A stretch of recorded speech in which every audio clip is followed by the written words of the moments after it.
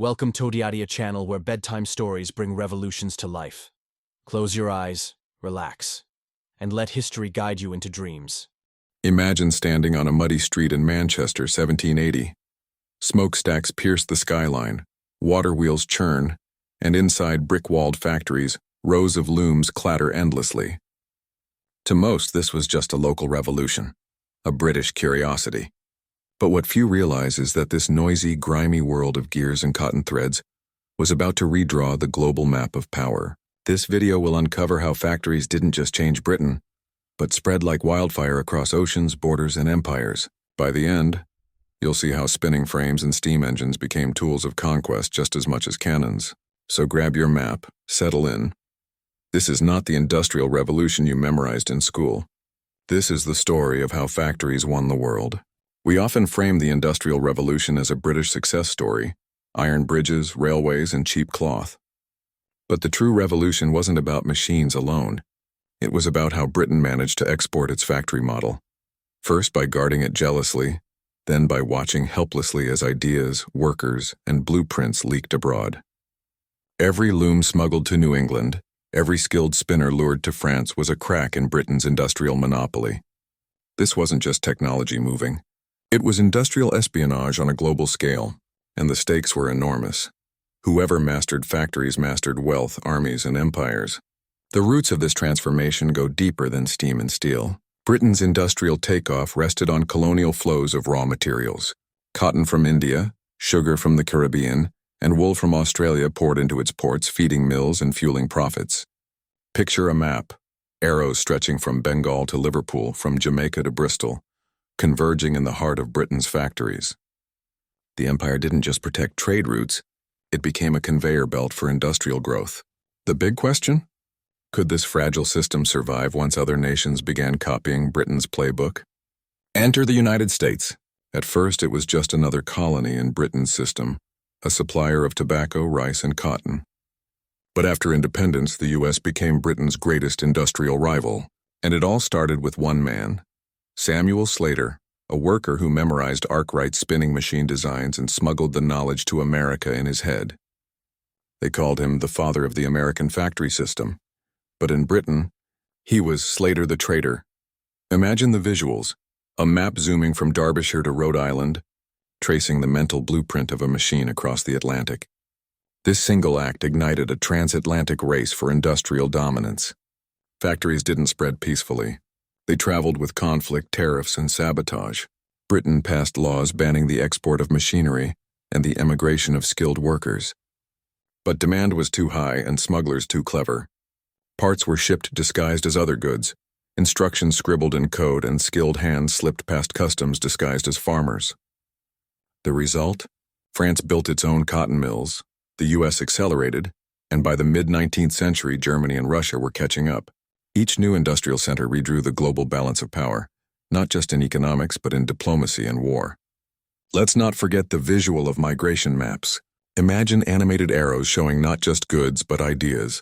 British engineers sailing to Belgium, German chemists learning from British dye works, American inventors improving on spinning frames. Technology moved like a virus, mutating as it spread, and each adaptation was tied to local conditions. In the U.S., vast cotton fields fed giant mills. In Germany, coal-rich regions fueled steel plants. In Japan, silk production became the gateway to mechanized factories. The story of factories is also the story of global translation of technology. But why does this matter today? Because the first industrial revolution set the rules for globalization. Whoever controlled technology flows controlled markets. Britain's obsession with protecting its factory secrets looks eerily similar to today's battles over chip designs, AI algorithms, or pharmaceutical patents. The past whispers loudly. The first fights over intellectual property weren't in Silicon Valley. They were in dark, oil-smelling factories 2 centuries ago. If you want to understand the world economy today, you need to follow the thread back to those early textile mills. Factories also reshaped labor. Villages emptied as people poured into smoky towns. For women and children, this meant brutal hours at spinning frames. For men, it meant the end of artisanal independence. But when factories spread abroad, these labor systems were re-engineered too. In America, Enslaved African labor was harnessed to feed northern mills. In India, artisans were crushed by imported textiles, forced into new roles in Britain's global machine. This isn't just the story of machines. It's the story of human bodies caught in gears of empire. And yet resistance simmered.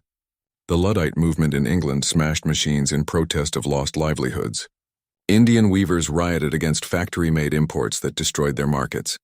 Even within Europe, there were skeptics who believed mechanization was soulless, dangerous, and corrosive to tradition. These counter-voices remind us the Industrial Revolution wasn't inevitable, and its spread wasn't universally celebrated. But history is written by winners, and in this case, the winners were the factory owners who aligned technology with global profit systems. Here's the hook for the journey ahead. We're going to trace how this industrial virus spread, from Manchester to Massachusetts, from Belgian mines to Japanese silk factories. Along the way, we'll dig into forgotten archives, follow smugglers' routes, and plot global maps of technology migration. By the end, you'll see that the Industrial Revolution wasn't a British story at all. It was a global arms race fought with spinning frames and steam pistons. Stay with me, hit subscribe if you love deep dives, and let's unroll this hidden atlas of factories together. Factories weren't just physical spaces, they were knowledge hubs. Think about the workshops of Soho in Birmingham, where Matthew Boulton and James Watt perfected the steam engine. These workshops became schools without walls. Foreign visitors came to learn and left with mental blueprints. Governments sent spies disguised as curious travelers, scribbling sketches of gear systems and boiler designs. If you imagine today's high-tech trade fairs in Silicon Valley, you've got a pretty close picture of what Britain's industrial towns looked like to ambitious outsiders. Except instead of VR goggles, they were fixated on pistons, flywheels, and power looms. The first industrial espionage wasn't subtle. Take the story of William Cockerell, a British engineer who defected to Belgium. He set up workshops in Liège, training local craftsmen and creating a rival industrial hub right on Britain's doorstep. Suddenly, the English monopoly wasn't so secure. From there, Belgian textiles and ironworks began to feed continental armies and markets. Picture a map zooming in on the Rhine Valley, arrows flowing toward Liège, then radiating out across Europe. Britain realized it wasn't just fighting Napoleon on the battlefield, it was fighting him in the factories too. Meanwhile, across the Atlantic, America was gearing up. With its vast supplies of cotton, timber, and coal, the U.S. had the perfect recipe for an industrial empire. Slater's Mill in Rhode Island was just the start. Soon Lowell, Massachusetts became the poster child for factory towns. Entire communities built around spinning mills. The Lowell system recruited young farm women, housed them in dormitories, and set them to 12-hour shifts under the constant hum of machines. If Britain exported the blueprint, America adapted it to its own social fabric, and it worked. By the 1830s, American textiles weren't just feeding domestic markets. They were competing with Britain overseas. Factories didn't just move ideas. They restructured landscapes. Imagine rivers across New England dammed for mill power, villages swallowed by brick warehouses, and farmland transformed into industrial belts. The spread of factories was also the spread of industrial geography. Railways carved through wilderness, coal mines scarred hillsides, and towns mushroomed overnight. These transformations show up vividly on 19th century maps. A quiet hamlet in 1800 becomes a factory sprawl by 1850. It's a reminder that when technology migrates, it doesn't just travel in minds and machines, it reconfigures entire regions. But Britain wasn't ready to give up easily. Laws against exporting machinery became stricter. Agents were stationed at ports to watch for suspicious cargo. Skilled mechanics were forbidden to emigrate without government approval. Yet despite all this, the global hunger for factories was too great. Entrepreneurs found loopholes, disguises, and backdoors. Each attempt to lock the gates only highlighted Britain's fear. They knew their dominance was temporary. The world was watching, learning, and waiting to catch up. And history tells us they did. The Industrial Revolution also followed the money trail. British investors poured capital into factories abroad, ironically accelerating the very spread they feared. Belgian mills were often bankrolled by English money. American railroads raised British funds. Even in colonial India, where Britain suppressed local industry, British investment still built infrastructure like rail lines and telegraphs that later fueled industrial growth. Imagine an animation of British pounds flowing like rivers across the globe, seeding factories in rival nations. Britain's financial muscle gave them early power, but also planted the seeds of their own industrial challengers. Another key player in this story? War. Military needs turbocharged industrial spread. France's Revolutionary and Napoleonic Wars pushed it to accelerate iron and textile production. America's War of 1812 cut off British imports, forcing it to build factories faster. Later, Germany's push toward unification leaned heavily on industrial development to build railroads, cannons, and warships. Every time a nation faced a major conflict, factories became strategic assets. It wasn't just about who had the best soldiers. It was about who had the deepest industrial base to feed them uniforms, rifles, and locomotives. Factories also remade empires. Britain's textile mills devastated Indian weavers, flooding markets with cheap machine-made cloth. What had once been a proud artisanal economy collapsed under the weight of Lancashire cotton. Meanwhile, colonies like Egypt and India were forced into raw material suppliers. Cotton, jute, and indigo flowed out, while finished goods flowed in. If we zoom out to a world map, the pattern is stark. Factories at the core, raw material pipelines at the periphery. This wasn't free trade. It was industrial domination through imperial design. And then came Germany. By the mid-19th century, German states weren't just catching up. They were innovating. Chemists developed new dyes, engineers refined steelmaking, and by 1870, German factories rivaled Britain's. Education played a huge role. German universities linked science with industry, producing a generation of chemists and engineers who turned laboratories into profit machines. Imagine visualizing this as a network graph. British factories radiating outward, but German hubs starting to light up with their own energy, eventually outshining some of Britain's original centers. This wasn't imitation anymore, and it was competition. Here's where I want you to pause and think. The Industrial Revolution wasn't just about spinning cotton or pumping steam. It was about the global race to industrialize, a race that redrew maps, reshaped societies, and rebalanced empires. Britain may have lit the first fire, but America, Belgium, France, Germany, and beyond fanned it into a worldwide blaze. And here's the kicker. The same questions that haunted Britain then still haunt us today. Who controls technology? Who owns the future? Stick around because the next chapters will take us to Asia, Africa, and the colonial margins where factories didn't just spread. They collided with resistance, culture, and survival. India was one of the first testing grounds for Britain's industrial expansion, but not in the way you might expect. Instead of nurturing Indian factories, Britain deliberately strangled them. Bengal's textile artisans, once famed across the world, were undercut by floods of Lancashire cotton. Maps from the early 1800s show how trade routes reversed. Instead of ships leaving India laden with fine muslins, they returned filled with raw cotton to feed British mills. The result? A society gutted of its industry, forced into dependence. This was the dark side of factory globalization. Factories at the core, colonies as extraction zones. But the story doesn't end here. India would later reindustrialize under new conditions.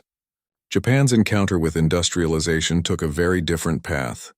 After centuries of isolation, Commodore Perry's black ships forced the doors open in 1853.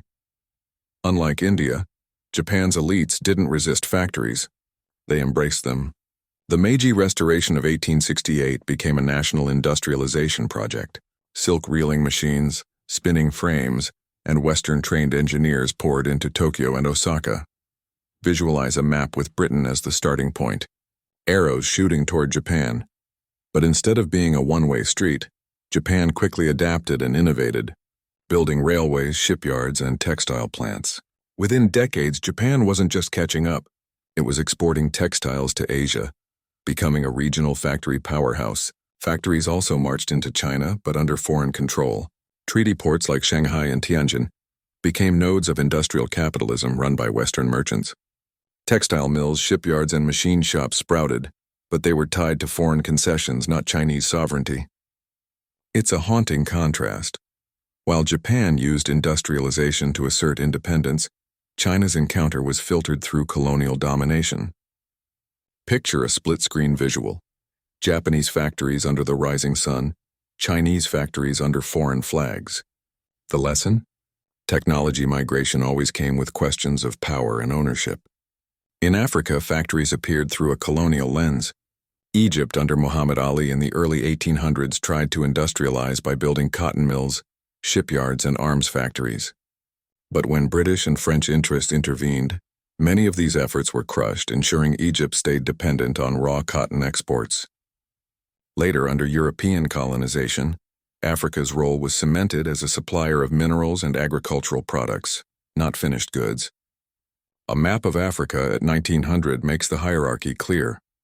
Railroads designed not to link African towns, but to funnel raw materials to ports for export to European factories. The spread of industrialization here was deliberately uneven. Factories and colonies often arrived hand in hand with railways and ports. Think of India's Grand Trunk Railway or the Suez Canal funneling trade from Asia to Europe. These infrastructures weren't neutral. They were built to serve factories in Manchester and Birmingham. Visualize arrows stretching backward, cotton fields in Punjab flowing to Bombay's port, then to Liverpool, then into English looms. Colonies were woven into an industrial web, but always as raw threads, never as finished fabric. And yet, every railway laid, every port expanded, planted seeds for future independence movements that would later turn those same infrastructures against empire. Factories also shaped migration. Indian and Chinese laborers, indentured or contract workers, were shipped across the empire to fuel industrial plantations, mines, and construction projects. From Caribbean sugar mills to South African diamond mines, the echoes of factory discipline spread far beyond the walls of textile mills. Imagine an animated migration map, dotted lines from Calcutta to Trinidad, Canton to Malaya, spiraling outward from Britain's imperial core. Factories weren't just machines. They were systems that disciplined labor globally, reshaping how people worked, moved, and lived. But here's a surprising twist. Industrial ideas also boomeranged back to Europe from the peripheries. Colonial resources made new experiments possible. Dyes from India fueled German chemical industries. Peruvian guano enriched European fields and boosted textile demand. And Egyptian cotton sustained Lancashire mills during the American Civil War. Factories may have started in Britain, but their evolution was global, shaped by flows that reached far beyond Europe's shores. In this sense, the Industrial Revolution was less a British invention and more a global collaboration under unequal terms. By the late 19th century, factories were everywhere, but not everywhere equally. While the US and Germany challenged Britain head-on, colonies remained subordinated. Japan broke the mold, joining the industrial club as a non-Western power. But for most of Asia, Africa, and Latin America, factories didn't mean independence. They meant deeper entanglement in global capitalism. If you visualize a world map in 1900, the industrial centers glow bright in the North Atlantic and Japan, while vast regions remain dim, raw material suppliers locked into an unequal system. This imbalance created friction that still shapes our world. Colonial economies stripped of industry became dependent, leading to inequality that persists today. The Global South's struggles with industrialization, from textile industries in Bangladesh to electronics assembly in Vietnam, echo these old patterns. When we talk about globalization today, we're still wrestling with the legacy of how factories first spread under empire. That's why telling this story matters. The past isn't past, it's the hidden blueprint behind modern supply chains. So here's the checkpoint for you, the viewer. Factories didn't just spread by accident. They spread through espionage, empire, war, and calculated economic strategy. Every arrow on our migration maps tells a story of workers forced to adapt, of nations rising or falling, of empires engineering dependence. If you've been enjoying this journey across maps and timelines, hit like, subscribe, and drop a comment. Do you think industrialization today is repeating these old patterns, or have we broken free? I'll feature the sharpest insights in the next deep dive. By the late 19th century, the world wasn't just talking about spinning frames and steam engines anymore. A second wave of industrialization was underway, powered by steel, electricity, and chemical industries. If the first wave had been about textiles and coal, the second was about heavy industry and high science. Nations like Germany and the US seized the moment. Carnegie's steel empire in Pittsburgh, Krupp's steelworks in Essen, these became symbols of a new industrial age. Visualize glowing points on a map. Manchester fading slightly, but new hubs blazing bright in Pennsylvania and the Ruhr Valley. Factories had not only spread, they had evolved into engines of national power. Russia's story in this wave is fascinating. Long seen as a backward agrarian empire, Russia began building massive railways, most famously the Trans-Siberian Railway, to integrate its vast territory. With foreign investment from France and Britain, Russian cities like St. Petersburg and Moscow sprouted factories for textiles, iron, and later steel. But industrialization here came with turbulence, strikes, worker unrest, and the seeds of revolution. Imagine a timeline animation where railroads stretch east across Siberia, while red sparks flash in factories signaling labor revolts. Industrial spread here wasn't smooth. It was a ticking time bomb. Italy entered the game late but leaned into niche industries. The industrial north, Turin, Milan, Genoa, developed textiles, steel, and shipbuilding, while the south lagged behind. This uneven growth created regional tensions that still shape Italy today. Picture a split map of Italy. The industrialized north glowing with rail lines and factories, the south dim, dependent on agriculture. The Industrial Revolution didn't spread evenly even within countries. It carved internal divides that mirrored global inequalities. Factories weren't just international disruptors. They fractured nations from the inside. Latin America's industrialization was another story shaped by dependency. Countries like Argentina and Brazil experimented with railways, ports, and small factories, often funded by British capital. But their role in the global system remained primarily exporters of grain, beef, coffee, and rubber. Industrial centers glowed in Buenos Aires or São Paulo, but they were fragile, dependent on European markets and vulnerable to global crashes. A map overlay could show how Latin American railways didn't connect domestic regions, but instead shot like arrows from plantations to ports, feeding the global factory system rather than creating self-sustaining industry. Factories also merged with science during this second wave. German chemical plants pioneered synthetic dyes, fertilizers, and pharmaceuticals. Edison's light bulb turned electricity into a consumer industry. Ford's assembly line in the U.S. transformed not just production but culture, making mass production a lifestyle. Imagine a montage: lab coats next to smokestacks, wires snaking across city maps, automobiles rolling off lines. This phase wasn't just about factories spreading geographically. It was about factories changing their very nature, marrying science and industry in ways the first revolution never imagined. And the arms race? It escalated dramatically. Steel and electricity meant warships, telegraphs, and machine guns. Germany and Britain competed for naval dominance. The U.S. flexed its industrial muscles in the Spanish-American War, and Japan stunned the world by defeating Russia in 1905, powered by its rapidly built industrial base. Visualize naval shipyards glowing on our industrial map, connected by steel railways and telegraph cables. Factories had become weapons of empire. Their output measured not only in profit but in battleships and artillery. Industrial spread wasn't just economic, it was militarized. Colonial resistance began adapting too. In India, textile mills in Bombay and Ahmedabad challenged British imports. In Egypt, entrepreneurs like Talat Harb tried to build industries despite foreign dominance. Even in Africa, small industrial nodes like breweries, tanneries, and rail workshops became symbols of local autonomy. Though small compared to Europe or the U.S., these efforts lit sparks of future independence. Imagine a map where small dots of factories blink in colonized regions. Weak, yes, but persistent, refusing to be erased by empire. These were the seedlings of later industrial revolutions in the global South. Labor unrest was now global.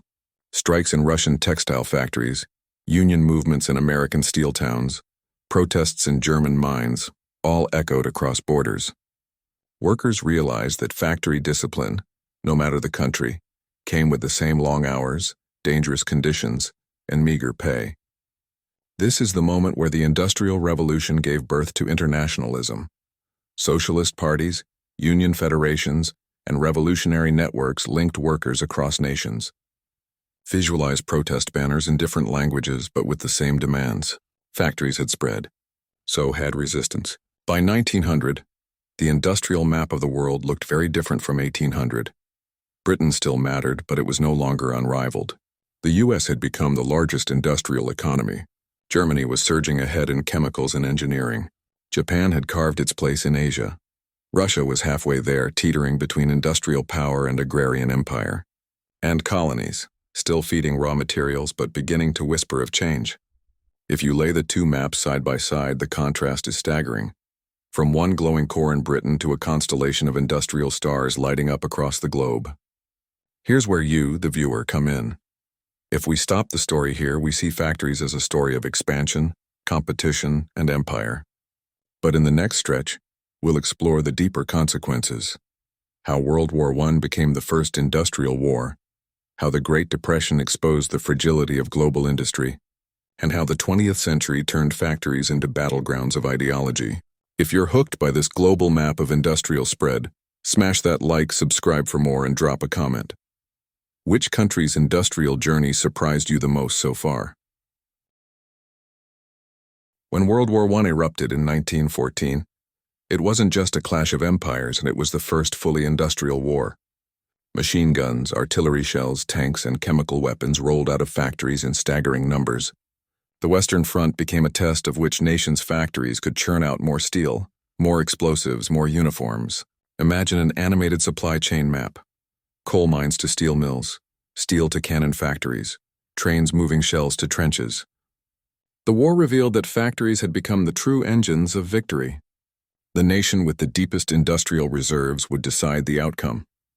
This industrial war also reshaped civilian life. Factories converted to war production pulled in millions of women workers, altering gender roles. Rationing, propaganda, and mass mobilization turned entire societies into factory extensions. Britain's shell shortages in 1915 sparked political crises. Germany's submarine campaigns targeted industrial supply chains. The battlefield wasn't just in France or Belgium. It was in every mill, mine, and railway. If the 18th century revolution had reshaped economies, WWI proved it could remake entire societies around the logic of factories. After the war, the world economy struggled to rebalance. Industrial powers like Britain faced debt and decline, while the U.S. emerged stronger than ever. The 1920s roared with mass production, consumer goods and assembly lines, radios, cars, refrigerators. Factories no longer just produced essentials, they defined lifestyles. Imagine a glowing network on our map. Ford plants in Detroit, RCA factories churning radios, German factories rebuilding fast. But the prosperity was fragile, built on overproduction and speculation. Factories had given the world abundance, but also vulnerability. The Great Depression of 1929 exposed that vulnerability brutally. As markets collapsed, factories shut down, unemployment soared, and industrial centers became ghost towns. Maps of the 1930s show glowing nodes of industry dimming across the US, Britain, and Germany. But in the cracks, new industrial strategies emerged. The US responded with New Deal programs, while the Soviet Union pushed rapid industrialization through 5-year plans. Once again, factories weren't just about economics. They became tools of ideology. Capitalist mass production on one side, socialist industrial planning on the other. The Soviet case deserves a pause. In less than 2 decades, Stalin's USSR transformed from an agrarian backwater into an industrial giant. Gigantic steel plants in Magnitogorsk, tractor factories in Stalingrad, and railways crisscrossing Siberia reshaped the map. It came at horrific human cost, forced labor, famine, and repression, but it proved a lesson. Factories could be built rapidly, even in hostile conditions if the state willed it. For the first time, the industrial story wasn't a Western monopoly. The revolution of machines had gone fully global. Then came World War II, the ultimate test of industrial might. American assembly lines churned out bombers every hour. Soviet tank factories relocated east of the Urals kept rolling despite Nazi advances. German factories weaponized chemistry into synthetic fuels and rocketry. Japan's shipyards fed its Pacific Empire. Visualize an industrial heat map pulsing brighter with every year. Detroit glowing as the arsenal of democracy. Soviet steel plants blazing across the steppe. We showed once and for all, wars weren't won by generals alone. They were won by factories. The post-war world entered a new industrial age. Reconstruction in Europe under the Marshall Plan poured capital into rebuilding factories. Japan, once bombed to ruins, reinvented itself as a high-tech industrial hub. The Cold War divided the globe into competing industrial blocs, capitalist production versus socialist planning. Even newly decolonized nations jumped in, trying to build their own factories as symbols of sovereignty. Picture a world map in 1960, the old industrial cores glowing but new sparks appearing in India, China, Brazil, South Korea. Factories had truly conquered the globe. Decolonization added another twist. Nations in Asia and Africa saw factories as the pathway to independence and power. India's Tata Steel, Ghana's state-owned factories, China's great leap forward. Each attempt reflected the dream of breaking free from raw material dependency. Some succeeded, some faltered, but the vision was clear. Factories equaled modernity. And yet the old imbalances lingered. Many former colonies found themselves supplying raw materials for foreign-owned factories, echoing the 19th century pattern. Factories had spread, yes, but not always on equal terms. Fast forward to today and the legacy is unmistakable. Global supply chains are just the Industrial Revolution with satellites and container ships. Your phone contains rare earths from Africa, chips from Taiwan, and assembly from China. The old arrows of cotton and coal have been replaced with silicon and lithium, but the logic is the same. Whoever controls factories controls the future. And just as Britain once tried to guard its spinning machines, today nations guard microchip patents, AI algorithms, and biotech secrets. History doesn't repeat, but it sure does rhyme. So here's the final takeaway. Factories didn't just win Britain power, they won the world. From Manchester to Massachusetts, from Liège to Tokyo, from Magnitogorsk to Sao Paulo. Factories rewrote economies, borders, wars, and daily life. This wasn't a story of one nation's genius. It was a global arms race of ideas, labor, and machines. And it still shapes our lives today. If you've stayed with me through this long journey, thank you. Hit like, subscribe, and drop a comment. Which stage of this industrial spread do you think has the strongest echo in our 21st century world? Your thoughts might just inspire the next deep dive.